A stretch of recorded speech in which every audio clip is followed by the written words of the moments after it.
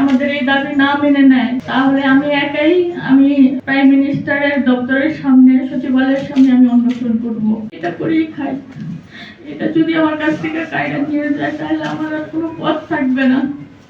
আপনাদের মাঝখানে আমি এতটুকু জানাতে চাচ্ছি, যদি আমাদের এই দাবি না মেনে নেয় তাহলে আমি একাই প্রাইম মিনিস্টারের দপ্তরের সামনে, সচিবালয়ের সামনে আমি অনশন করব।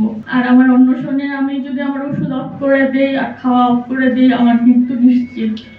তখন যদি আমার মতো একটা মানুষ যদি মৃত্যুতে আমার প্রাইম মিনিস্টার খুশি হয়ে থাকে, খুশি আমার বাকি ভাই বোনদের জন্য সব নীতিমালা মেনে নেয় এবং তাদের লাইসেন্স গুলো বাতিল না করে, সেটার জন্য আমি গর্বিত থাকবো এবং আপনাদের মাঝখান থেকে জানাতে চাচ্ছি আমি এটা করবো ইনশাআল্লাহ। আর কিছু বলার না, আমি কিছু বলতে পারতেছি না। সবার তো দেওয়ালে পিঠ থাকা, আমার দেওয়ালের থেকেও বড় পিঠ থাকা আমার।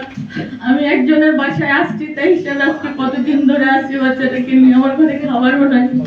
আমি যে কিভাবে বাইচে আসছি আল্লাহ মালিক জানে। আমার এখনই পিজিতে থাকার কথা, আমাকে আরেক ডাক্তারের কাছে রেফার করছে, আমি ওইখানে না গিয়ে আমি এখানে আসছি যে আমার অন্তত কর্মস্থানটা অন্তত আমাদেরকে ফেরত দেখ। আমরা এটা ছাড়া কিচ্ছু পারি না, কিচ্ছু জানি না, শুধু আমার না, আমার সব ভাই বোনদের জন্য, সবার জন্য যেন এটা সে মেনে নেয় এবং আমাদের লাইসেন্সটা যেন বাতিল না করে। এতটুকুই আমার আকুল আবেদন প্রাইম মিনিস্টারের কাছে।